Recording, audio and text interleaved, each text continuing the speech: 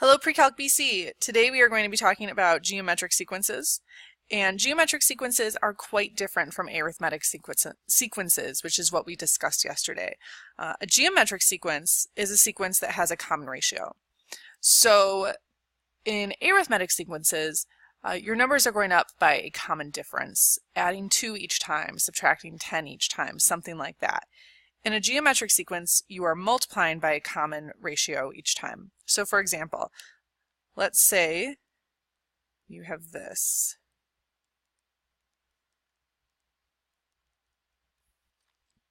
This would have a common ratio of 3 because you are multiplying by 3 each time. This would represent a geometric sequence. Okay? So the way that we are going to write our nth term formula is like this.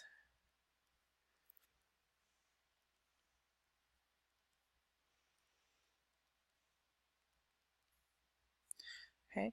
A sub n equals a1, which is your first term, times r to the n minus 1 power. Periodically, you are going to see it like this. A sub n equals a sub 0 times r to the n power. This one is the most commonly used, but you do have to look out for when you just have to the n power. That is going to change things a little bit. One more thing, we want to just briefly discuss how you would define this geometric sequence recursively. So recursively, your first term would be a, or a sub 1. And then to get each successive term, it is just the common ratio multiplied by the previous term. Okay? So before it was the previous term plus d or minus d, whatever it happened to be. Here we're multiplying by the common ratio. All right, so the first thing we're going to do is show that the following sequences are geometric. So in order to do that, we need to show that we are multiplying by the same constant each time. One way to do that is actually to go backwards and use division. So let me explain why that will work. When you have a geometric sequence, or really any sequence, you have, all of your terms, and eventually you get to a sub n, and then the next term would be a sub n plus 1. Just like up here, when we were multiplying by 3 each time, if you do 54 divided by 18, you get 3. And if you do 18 divided by 6, you get 3. And 6 divided by 2, you get 3. So what this means, if you take n, a sub n plus 1, there's a lot of letters there, divided by a sub n, you should also get your common ratio. So that's what we're going to do here. We're going to take a sub n plus 1 over a sub n and show that we should get a common ratio. All right, so let's try that. A sub n plus 1 is going to be negative 5 to the n plus 1. And a sub n, is just what you were given here. And we are going to use our laws of exponents. We have a common base. We can subtract our exponents. This is going to be negative 5 to the n plus 1 minus n, which, lo and behold, the n's cancel, and you're just going to get negative 5 to the 1. This means that you do have a common ratio. It is a constant of negative 5.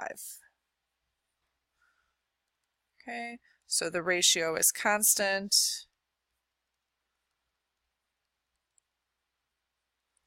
Thus, the sequence is geometric.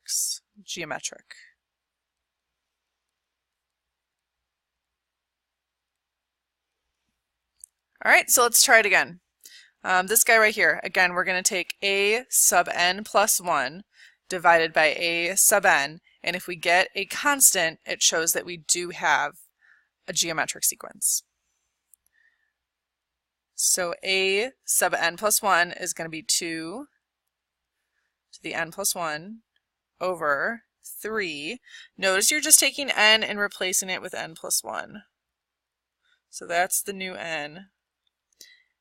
This right here is that. And we're going to divide that by a sub n, which is just this original 2 to the n over 3 to the n minus 1.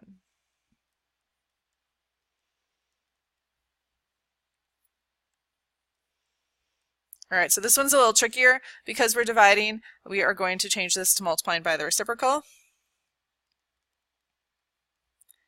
And I'm going to go ahead and simplify that right now. N plus 1 minus 1 is just n. Oh, one note, don't do it. Okay. All right, well, that was fun. Let's just write this again. I feel like you guys are probably laughing. I suppose I could record or pause the video, but you know, that would take away from your enjoyment. All right, so what I was saying is n plus 1 minus 1 is just n. And I am multiplying by the reciprocal of this guy right here. And now I can go ahead and use my laws of exponents just like I did in this problem. I have same base. So n plus 1 minus n is just going to be 2 to the first, or 2.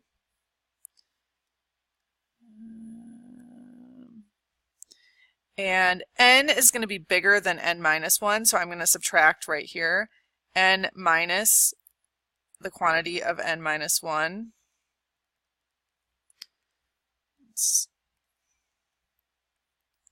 That's going to be n minus n, distribute the negative, and you'll get a positive 1. So you do get a common ratio here. It is a constant of 2/3. Okay. And so again, we're going to write just the ratio as constant, thus the sequence is geometric, or something along those lines.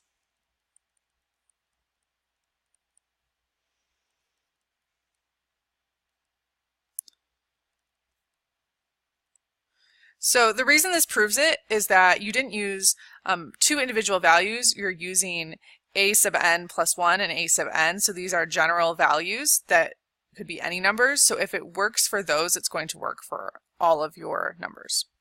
Okay. All right, next we're going to find the nth term formula, and then we're going to find the 5th term given. So a is your first term, and r is your common ratio.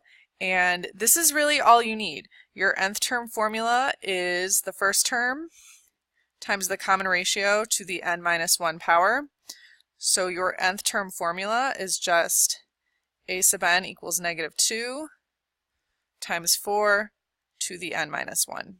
That's it. You just plug it in. Done. Okay, there's a lot less calculation than with arithmetic sequences. Now to find the 5th term, make sure you actually replace n with 5. That's something people forget a lot. It's a notation thing, but it is important. So a sub 5 equals -2 times 4 to the 5 minus 1. So that's -2 times 4 to the 4th. And you can go ahead and type that in.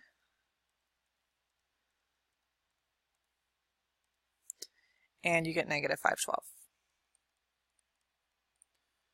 Okay, so a sub 5 equals -512.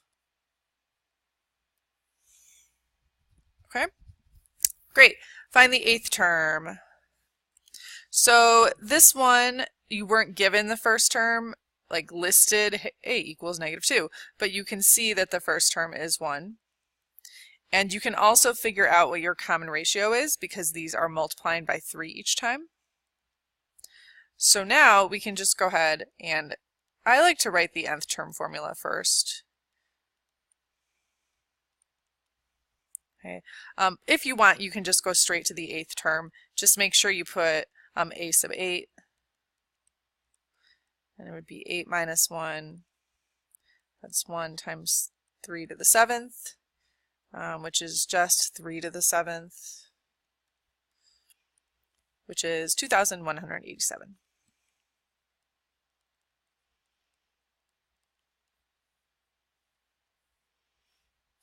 I'm going to box that too. All right, let's try that one again. Find the 10th term of -1 to -4. First term, -1. Common ratio, we are multiplying by a -2. So again, I like to do my nth term formula first, and then 10th term, make sure you plug in a 10 for n.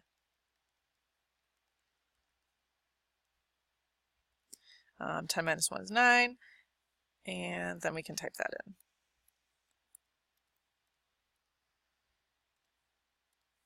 Which is positive 512.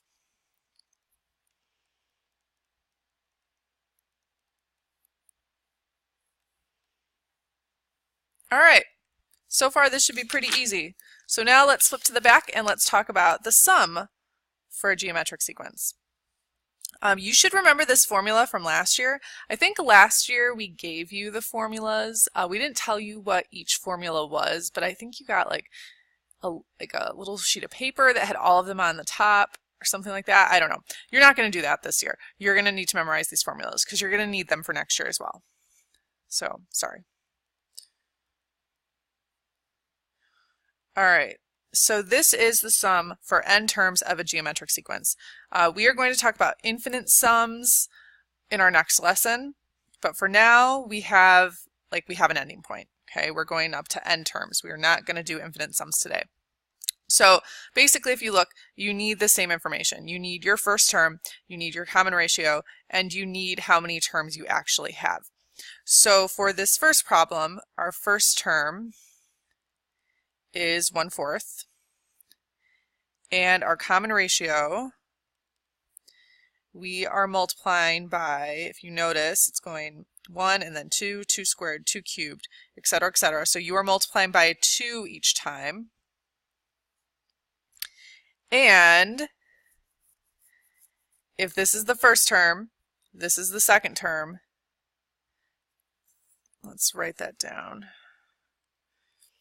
First term, second term, third term, fourth term. Notice this would be like a 2 to the 0, because 2 to the 0 is 1. That your term is one more than your exponent. Okay, fourth term exponent is 3, which means when you get here, this is the nth term. All right, again, your term is one more than your exponent. N minus 1 plus 1 is n. So your sum, S sub n, because we're doing a sum now, is the first term times 1 minus, your common ratio is 2 to the n power, because that's where we're stopping, over 1 minus 2.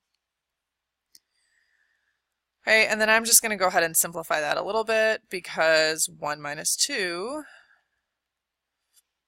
is -1. And then some people choose to take that -1 and just bring it out front with the 1/4. So it would be this. Like that. Ta-da! All right. Sometimes we're going to find a sum when something is in summation notation. Remember, this is a sigma. It shows that we are doing a sum. Notice you have your k minus 1 here. That's good. That means that this is your first term. Okay, so remember, there were 2 different formats here. We're going to get to this one where it's just an n in a minute. So first term is 4. 3 represents your common ratio. And notice we are going up to n, and so now we can go ahead and plug everything in. Oops, not a sub n, we're doing sums. S sub n equals first term 1 minus common ratio to the n power over 1 minus common ratio.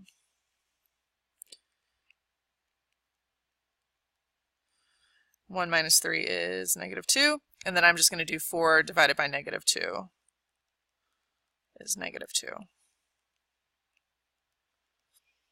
I guess if you wanted to distribute your -2, you could, but be careful, you would not do -2 times -3 and make it a +6, okay, because this is a base, so just leave it like that so you don't make any algebra errors.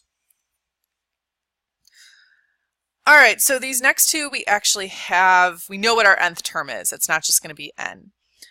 So first term, 3/9. Obviously 3/9 is 1/3, but I did write it like this because I just wanted to show how it's increasing the exponents by 1 here. So first term is 3/9 or 1/3. Notice you are multiplying by a 3 each time, so that's your common ratio. First term, second term, third term, etc., etc., that would make this your 15th term. That is n. Okay, so what that means is it's no longer s sub n. It is now s sub 15. Please be careful of that notation. First term, 1 minus your common ratio to the n power, which is now 15, over 1 minus your common ratio, and then this is something we're actually going to evaluate. I'm going to do 1/3. I'll do alpha y equals enter. Oops, that's not what I wanted. Well, let's do this. 1 minus 3 to the 15th over 1 minus 3 is -2, and I'm going to take that and I'm multiplying by 1/3. So you should get that, which I don't really want to write down. So write that number down. That's your answer. S sub 15 equals that. Okay. All right, number 9 is a little tricky. Number 9 is different because if you notice, we are not in the notation we are used to. You have a k instead of a k minus 1.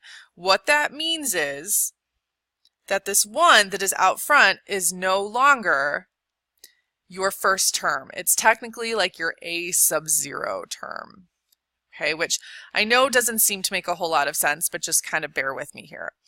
So if a sub 0 is 1, your common ratio is 3, that means a sub 1 would be 1 times 3 is 3.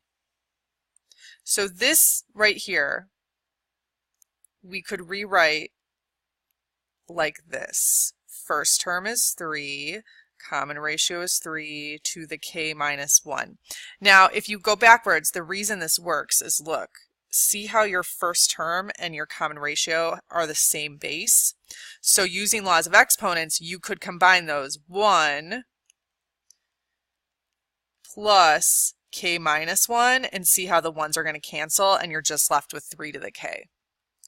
So this is kind of like a simplified version of this, okay, except people make mistakes because they say, oh, your first term is 1. Well, no, not really. Your first term is 3. So this is what you're really dealing with. Okay, so again, a sub 1 is 3, common ratio is 3, and now we can just plug that into your formula. Notice we are going up to 10, so this is s sub 10. Okay, so your exponent is a 10. All right, and yes, again, you are going to need to memorize this formula.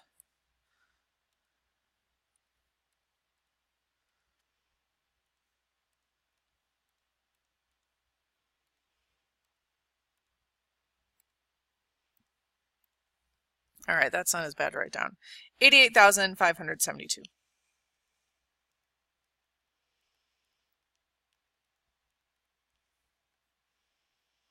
Ta-da! Cool. All right, we have one more. The 5th and 8th terms of a geometric sequence are 27 and 8, respectively. Find the recursive and nth term formulas. Show all work. So we did one like this with arithmetic sequences yesterday.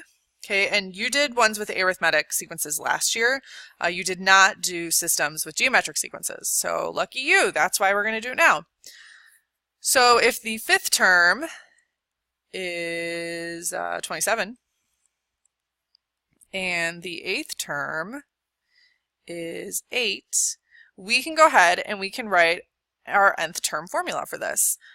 We know that, again, a sub n is your first term times your common ratio to the n minus 1 power. All right, so let's try that. The nth term, in this case the 5th term, is 27, and it equals your first term, which we do not know, times your common ratio, which we do not know, but it is to the n minus 1 power. N is 5, so n minus 1 is 4. All right, we're going to do the same thing for this. Your nth term or 8th term is 8. We don't know a, we don't know r, but n minus 1 will be 7.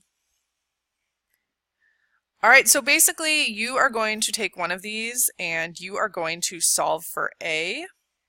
So what I'm going to do is I'm going to take this guy, and I'm going to solve for a by dividing by r to the 4th, and I'm going to get this. And then I'm going to use substitution to now plug this into the other equation. If you wanted to solve for the a in the other problem, that would be fine. Okay, it'll still work. What I like about this is that because we solved for the one with the smaller exponent, now when we plug it in, we're going to be able to do this nice subtraction here, and we'll have a positive exponent. Okay, so 7 minus 4 is r to the 3rd. Okay, I can divide by 27. 8 over 27 equals r to the 3rd, and now I can cube root both sides, and oh my gosh, look, both of those numbers are perfect cubes. Cube root of 8 is 2, cube root of 27 is 3, and that is r. Hooray!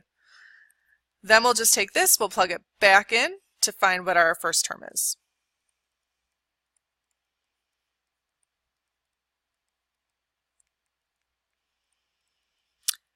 That's 16 over 81, maybe? I think that's right.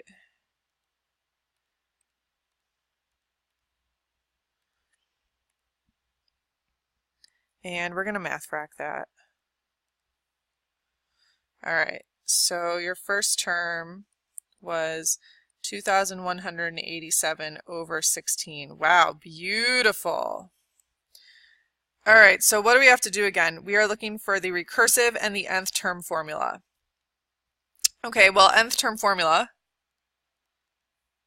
I'm going to label this nth term formula,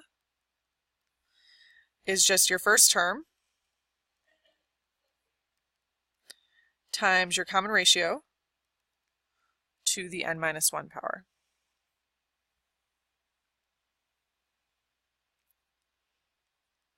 And your recursive formula, make sure you identify your first term. Can't do a recursive without it.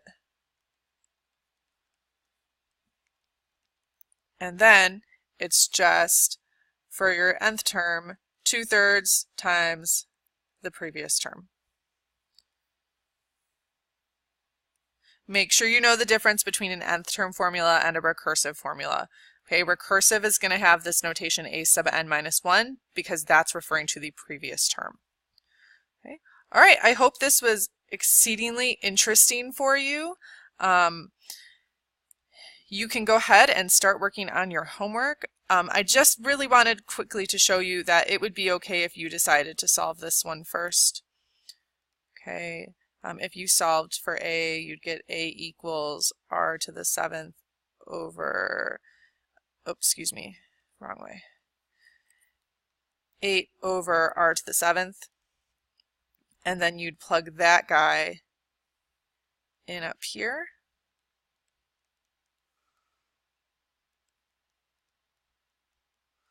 So see what I mean by you would get an r to the 3rd in the denominator? I just feel like it's a little more work. So I solve for the A that has the smaller exponent for r, because that way when you plug it in, it's just, there's less fractions to deal with. Okay, so that would be my suggestion.